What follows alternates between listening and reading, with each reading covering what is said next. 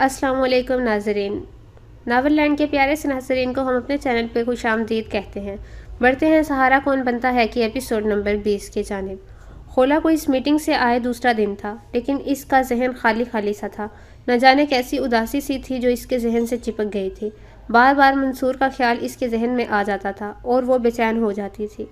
बाबा तो इस मीटिंग के बाद घर ही नहीं आए थे। वो कुछ करना चाहती थी। इसका दिल चाह रहा था वो अभी घर से निकल जाए और दुश्मनों का किला कमा कर दे, मगर इससे पहले वो बाबा से मुलाकात करना चाह रही थी और बाबा का कुछ पता नहीं था कि वो कहाँ हैं और क्या कर रहे हैं। काफ़ी देर इसी बेचैनी में रहने के बाद भी जब बेचैनी ख़त्म ना हुई तो वो उठ खड़ी हुई और पोर्ट्स की तरफ चलने लगी। इसने इरादा किया कि वो 0 पॉइंट पर जाएगी। अगर बाबा मिल गए तो ठीक, वरना वहाँ जाकर फैसला करेगी कि आगे क्या करना है। इसे लगा जैसे इसका अकेले जाना ठीक नहीं। ज़रार भी बहुत बेचैन था, इसे भी साथ ले लेना चाहिए। ये सोचकर वो वापस मुड़ी और ज़रार के कमरे की तरफ बढ़ने लगी। थोड़ी देर बाद वो दोनों कार में सवार 0 पॉइंट की तरफ जा रहे थे। आयज़ा भी इसी सोच में गुम थी कि खतीजा पास आकर बैठ गई। आयज़ा, आपको पता है कि वो बहुत अच्छा है, बहुत नेक है। खतीजा, अच्छा तो क्या अल्लाह अच्छे नहीं हैं? आयज़ा गड़बड़ा कर बोली, आप बात को गलत साइड पर तो ना लेकर जाएं। खतीजा, मैं गलत साइड पर कब लेकर गई हूँ? ये जो दिल है ना, इसमें सिर्फ अल्लाह ही रखे जाने के काबिल है, इसके अलावा और कोई नहीं। आयज़ा, मगर दिल में मोहब्बत भी अल्लाह ही डालते हैं ना। खतीजा, बेशक कोई काम भी अल्लाह की मर्ज़ी के बगैर नहीं होता, मगर अल्लाह ने इस दुनिया को असबाब के साथ जोड़ा है। हम जिस चीज़ के करीब जाएं और अपनाएंगे वही चीज़ हमारे दिल में जगह बनाती चली जाएगी। अगर उमर को तुम ना देखती, इसके करीब ना जाती, वो तुम्हें नज़र ही ना आता, तो क्या इसकी मोहब्बत तुम्हारे दिल में उतरती? आयज़ा परेशान सी होकर, जब वो मिलता या दिखता ही नहीं तो मोहब्बत कैसे पैदा होती? खतीजा, दिल में किसी की मोहब्बत उतरती ही तब है जब दिल का प्याला खाली हो। इस दिल के प्याले को खाली रहने ही ना दो। जब प्याला पहले ही भरा होगा तो कोई और इसमें आ ही नहीं सकेगा। आयज़ा, मैं समझी नहीं। खतीजा, दिल के प्याले को पहले ही अल्लाह की मोहब्बत से भर लो तो कोई और कैसे आएगा? आयज़ा, लेकिन माँ बाप की मोहब्बत, मियाँ बीवी के दरमियान मोहब्बत, ये सब मोहब्बतें भी तो होती हैं ना। खतीजा, बिल्कुल ये मोहब्बतें भी होती हैं, लेकिन इसलिए होती हैं क्योंकि हम इनके बहुत करीब होते हैं। अब अगर बच्चे को पैदा होते ही किसी दूसरे जोड़े को दे दिया जाए, वो इसकी मोहब्बत से परवरिश करें और बड़ा करें। जब वो बड़ा हो जाए और इसे पता चले कि वो किसी और का बेटा है, तो इस ताल्लुक़ की वजह से इसका दिल असल पैदा करने वालों के लिए नरम तो होगा, मगर इनके साथ इसका लगाव और उन्स वैसा नहीं होगा जैसा कि परवरिश करने वालों के साथ होगा। यही फितरत का कानून है। जिस चीज़ के भी आप करीब जाओगे, इसकी मोहब्बत आपके दिल में घर कर जाती है। भाई भाई से बहुत प्यार करता है, मगर कई ऐसे भाइयों को बाद में आपस में लड़ते और कत्ल तक करते देखा जाता है। बहनों बहनों में प्यार होता है, मगर इन्हीं बहनों को बाद में दूर दराज पहुँचते भी देखा जाता है। अल्लाह ना करे कि किसी के साथ ऐसा हो, लेकिन ऐसा होता है, ये हकीकत है। आयज़ा, लेकिन मैंने कई नावल्स में पढ़ा है, इसमें इश्क मजाजी के बाद ही इश्क हकीकी की मंजिल आती है। खतीजा, इसमें भी हमारा कसूर है, लिखने वाले का भी और पढ़ने वाले का भी। लिखने वाले लिखते हैं, लेकिन ये भूल जाते हैं कि इनके लिखने के बारे में कल क़यामत के दिन पूछा जाएगा, और अगर लिखा अच्छा गया हो तो पढ़ने वाला इसी में खोकर ये समझने लग जाता है कि इश्क मजाजी के बाद ही इश्क हकीकी होता है, हालांकि ये इंतहाई गलत और फरसूदा ख्याल है। आयज़ा, तो क्या ऐसा नहीं होता? खतीजा, क्या सहाबा कराम ने इश्क मजाजी करके फिर अल्लाह की मोहब्बत को हासिल किया था? हज़रत अवैस करनी ने किसी लड़की से मोहब्बत के बाद हुजूर सल्लल्लाहु अलैहि वसल्लम और अल्लाह से मोहब्बत को पाया था? क्या जितने वली कुतब और अब्दाल गुजरे हैं, सब ने दुनियावी मोहब्बतें करके फिर अल्लाह की मोहब्बत को पाया था? क्या कुरान और हदीस में कहीं इस शर्त को बयान किया गया है कि पहले इश्क मजाजी करो फिर इश्क हकीकी की तरफ आओ?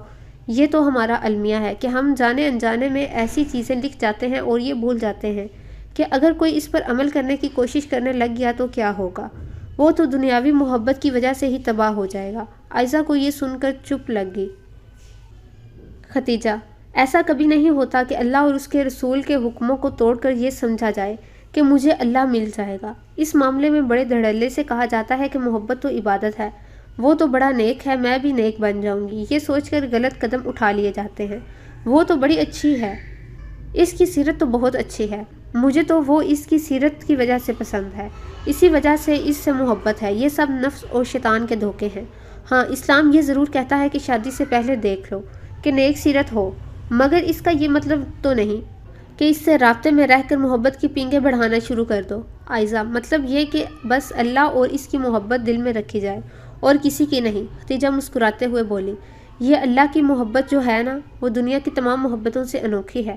اچھا تو یہ بتاؤ، اگر دنیا میں کسی کا محبوب کسی اور کے قریب ہونے لگ جائے تو اسے کیسا محسوس ہوتا ہے؟ یا اگر ماں باپ ہی ایک بچے سے زیادہ محبت کا اظہار کرنا شروع کر دے تو دوسرا بچہ کیا محسوس کرتا ہے؟ عائزہ: ظاہر ہے اسے برا لگے گا، جیلسی ہوگی، حسد ہوگا۔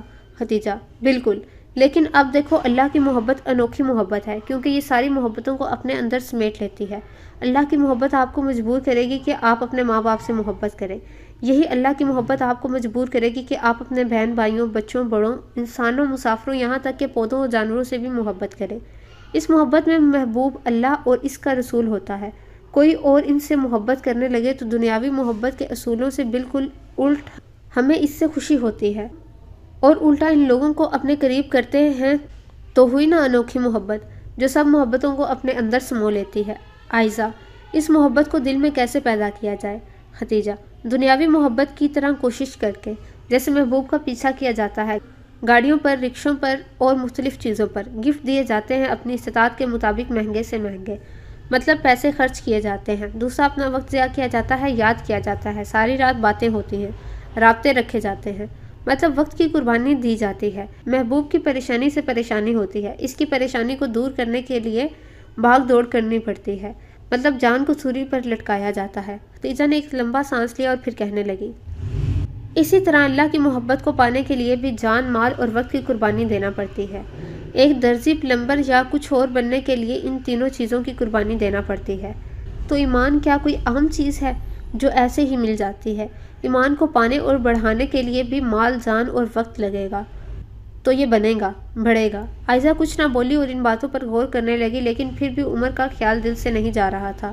عائزہ: آپ نے باتیں بہت اچھی کی ہیں، لیکن میرے دل سے عمر کا خیال نہیں جا رہا۔ خدیجہ: اتنی آسانی سے جائے گا بھی نہیں، محنت کرنی پڑتی ہے۔ اچھا، اگر پیار کی بات سمجھ نہ آئے تو پھر کیا کیا جاتا ہے؟ عائزہ: ظاہر ہے پیار کا اثر نہ ہو تو پھر مارا جاتا ہے، سمجھانے کے لیے۔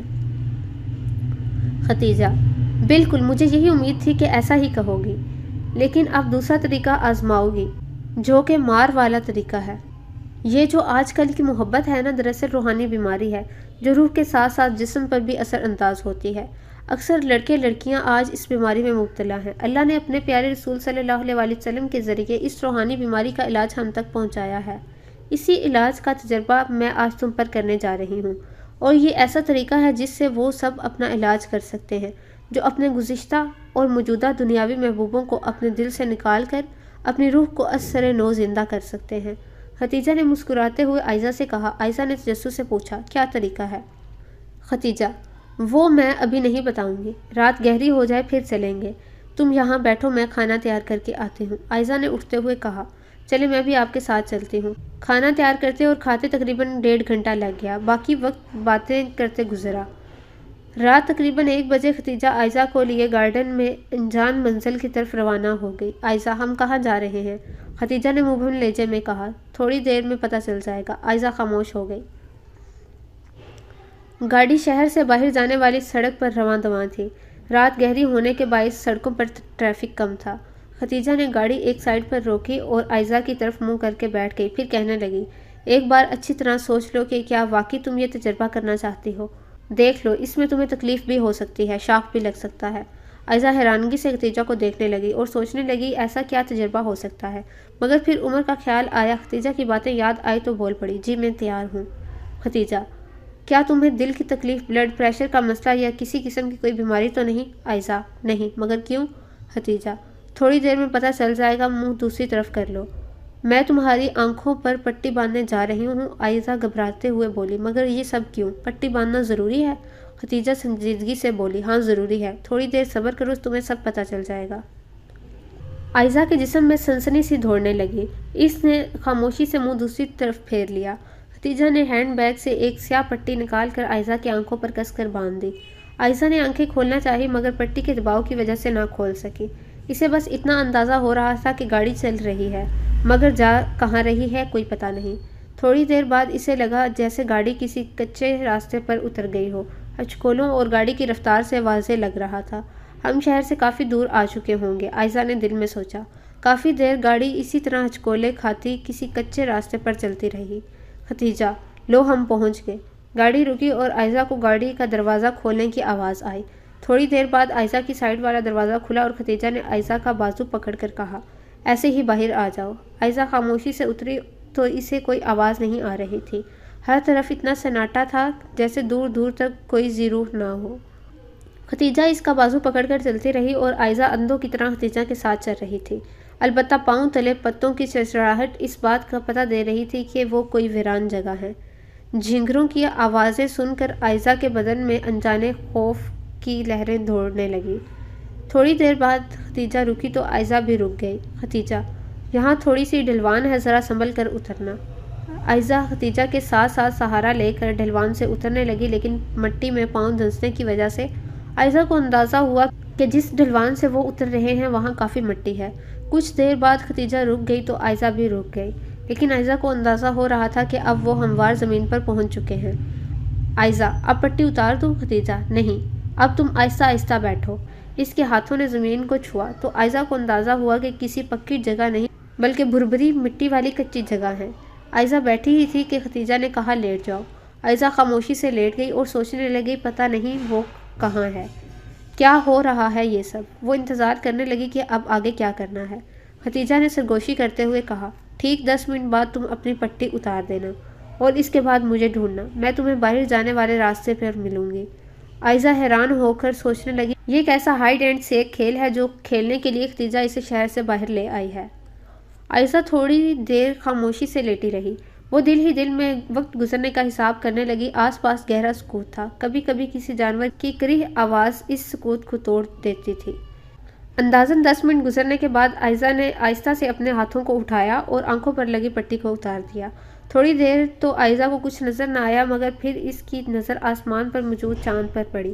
چاند پر سے نظر پھسلتی ہوئی آسمان کی ایک طرف گئی جہاں بادل امڑتے ہوئے نظر آ رہے تھے۔ عائزہ اٹھ کر بیٹھ گئی اور اپنے ارد گرد نظر دوڑائی تو خوف کی ایک لہر اس کے جسم میں سرایت کر گئی۔ اس نے دیکھا کہ وہ ایک گڑھے میں بیٹھی ہے جہاں کہیں کہیں خودرو پودوں اور جڑی بوٹیوں کی بہتات تھی، مگر عائزہ قدرے صاف جگہ پر بیٹھی تھی۔ چاند کی روشنی میں آنکھیں کھول کر اس نے گھاس پھوس میں جھانکنے کی کوشش کی جہاں اسے ایک عجیب سا کئی ٹانگوں والا کیڑا رینگتا ہوا نظر آیا۔ بے اختیار اس نے اپنے منہ پر ہاتھ رکھ کر اپنی نکلتی چیخ کا گلا گھونٹا اور اچھل کر اچانک سے کھڑی ہوئی، مگر وہ تیزی سے پھسلتے ہوئے گڑھے سے باہر نکلی۔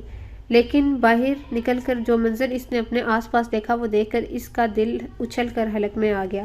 بے اختیار اس کے منہ سے چیخ کی صورت میں آواز نکلی، ختیجہ! وہ ایک قبرستان میں کھڑی تھی جہاں تاریک رات میں اسے وہاں موجود ٹیڑے میڑے درخت بھی ڈراؤنی شکل کے مخلوق نظر آ رہے تھے۔ ختیجہ، تم کہاں ہو؟ ختیجہ، ختیجہ، ختیجہ! وہ چلا چلا کر ختیجہ کو پکارنے لگی، مگر اس کا جواب تو نہ ملا۔ البتہ اپنے قریب درختوں اور جھاڑیوں میں اسے ہلچل محسوس ہوئی۔ خوفزدہ ہو کر کبھی وہ جھاڑیوں کو تو کبھی درختوں پر موجود ہلچل کرنے والوں کو دیکھنے لگی۔ قبرستان کافی پرانا اور بہت بڑا لگ رہا تھا، دور دور تک اسے قبریں ہی نظر آ رہی تھی۔ باہر جانے والے راستے کا سوچ کر اس نے گھڑے کے کنارے لگے جوتوں کے نشانوں کو دیکھتے ہوئے سمت کا تعین کیا۔ وہ سہمی سہمی سی اس طرف کو آہستہ آہستہ قدم بڑھاتی چلنے لگی۔ اچانک ایک کریہ آواز نے سناٹے کو توڑا تو بے ساختہ اس کے منہ سے بھی چیخ نکل گئی۔ اس نے آواز کے ماخذ دیکھا تو اسے ایک ٹیڑھی میڑھی شاخ پر ایک بڑا بھدا سے رنگ کا الو بیٹھا نظر آیا جس کی بڑی بڑی آنکھیں عائزہ کو لگا جیسے اسی کی طرف مرکوز ہیں۔ ڈر اور گھبراہٹ میں وہ تقریباً بھاگتی ہوئی چلنے لگی، مگر پھر اسے رکنا پڑا۔ آسمان پر موجود چاند کو بادلوں نے ڈھانپ لیا تھا اور اندھیرا گہرے سے گہرا ہونے لگا۔ انتہائی مدھم سی روشنی میں اس نے سنبھل سنبھل کر چلنا شروع کیا۔ اندھیرے کی وجہ سے اس کا پاؤں ایک گھڑے کے کنارے سے پھسلا اور وہ چیخیں مارتی لڑکھڑاتی ہاتھ پاؤں مارتی ہوئی گھڑے میں جا گری۔ جلدی سے وہ اٹھی اور باہر کنارے پر موجود پودوں کو پکڑ کر نکلنے کی کوشش کرنے لگی۔ اسے اپنے قریب بہت سی سرسراہٹیں سنائی دے رہی تھی۔ بڑی مشکل سے اس نے خود کو گھڑے سے نکالا اور تیزی سے بھاگتی ہوئی وہاں سے دور جانے کی کوشش کرنے لگی، مگر اندھیرے میں بھاگتے ہوئے اس کا گھٹنا کسی چیز سے ٹکرایا۔ وہ دہشت سے چیخیں مارتی کسی قبر کے اوپر جا گری۔ کچھ گھنٹے میں درد کی شدت، کچھ خوف کی انتہا سے اس کی آنکھوں سے بہتے آنسوؤں کی شدت میں اضافہ ہو گیا۔ Khatija, Khatija, please help me! اس نے پوری طاقت سے چیختے ہوئے خدیجہ کو پکارا، جس کا دور دور تک کوئی نام و نشان نہیں تھا۔ بادل پورے آسمان پر چھا چکے تھے، اندھیرا اتنا گہرا ہو چکا تھا کہ اس کو اپنے ہاتھ بھی مشکل سے نظر آ رہے تھے۔ وہ خوفزدہ ہو کر ادھر ادھر دیکھ رہی تھی، کدھر جائے راستہ نہ جانے کہاں گم ہو چکا تھا۔ اچانک تیز روشنی سے اس کی آنکھیں چکنا چوند ہو کر بند ہو گئی، اور چند لمحوں بعد بادل اس زور سے گرجا کہ اس کا دل دہل گیا۔ پلیز کوئی تو مدد کو آ جائے، دل ہی دل میں وہ مدد کو پکارتی پاؤں سے زمین کو ٹٹولتی ہوئی آگے بڑھنے لگی۔ اللہ پلیز مجھے بچا لے، پلیز میری ہیلپ کریں۔ راستہ نہ ملنے پر وہ وہیں بیٹھ کر بلک بلک کر رو پڑی۔ اللہ مجھے ڈر لگ رہا ہے، میری مما بھی نہیں ہے یہاں، پلیز پلیز اللہ میری مدد کرے۔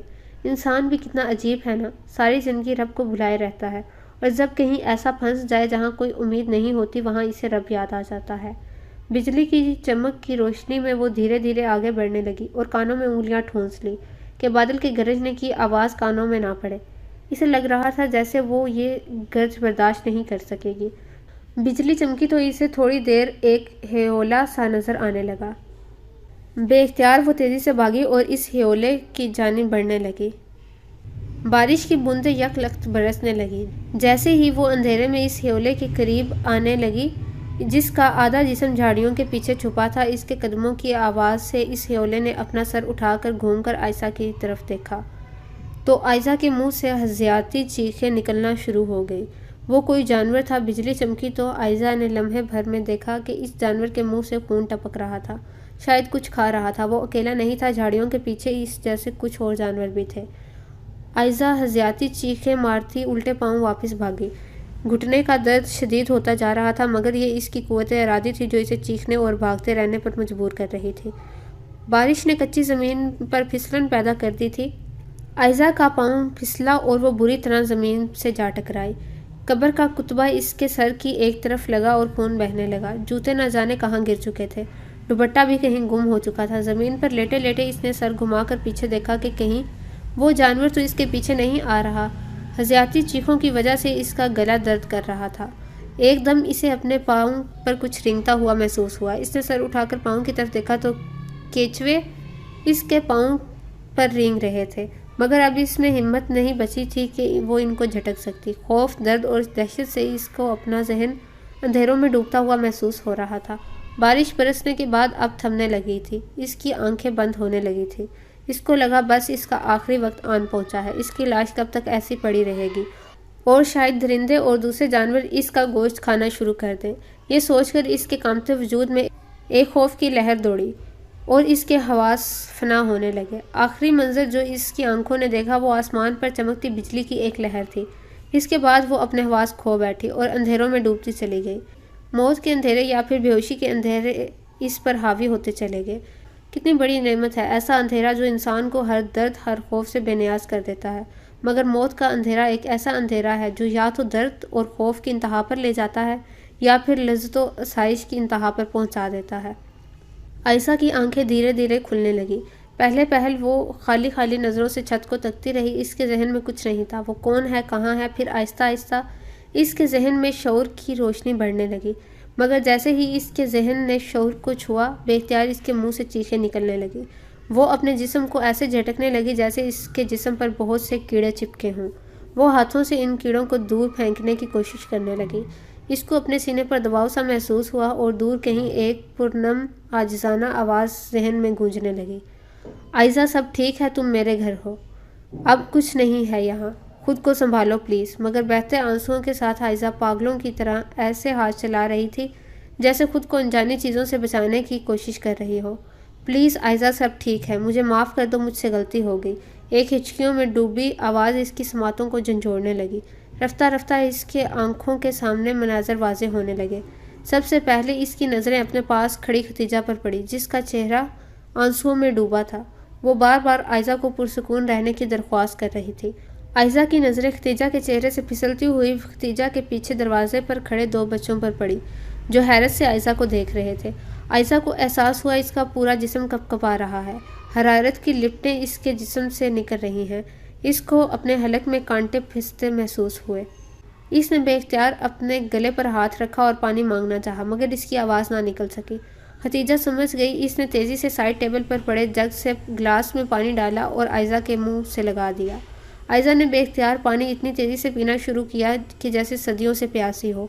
کچھ پانی چھلک کر عائزہ کے کپڑوں پر گرنے لگا۔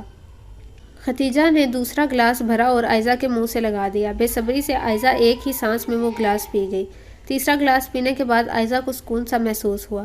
رفتہ رفتہ اس کے جسم کی لرزش میں کمی آنے لگی۔ اس نے خود کو بستر پر گرا کر آنکھیں موند لی۔ دکھتی آنکھیں دوبارہ نہ کھل سکی اور وہ نیند کی گہری وادیوں میں ڈوبتی چلی گئی۔ شاید سکون آور انجیکشنز کا بھی اثر تھا۔ دوبارہ جب عائزہ کی آنکھ کھلی تو عائزہ نے چہرہ گھما کر دیکھا۔ کھڑکی سے ابھرتے سورج کی کرنیں کمرے میں داخل ہو رہی تھی۔ ان کرنوں میں سورج کی طرف رخ کیے ختیجہ قرآن پاک کھولے بیٹھی تھی۔ سورہ الحدید کی آیت۔ ترجمہ: جس دن تو ایمان والے مردوں اور ایمان والی عورتوں کو دیکھے گا، ان کی روشنی ان کے آگے اور ان کی دائیں طرفوں میں دوڑ رہی ہوگی۔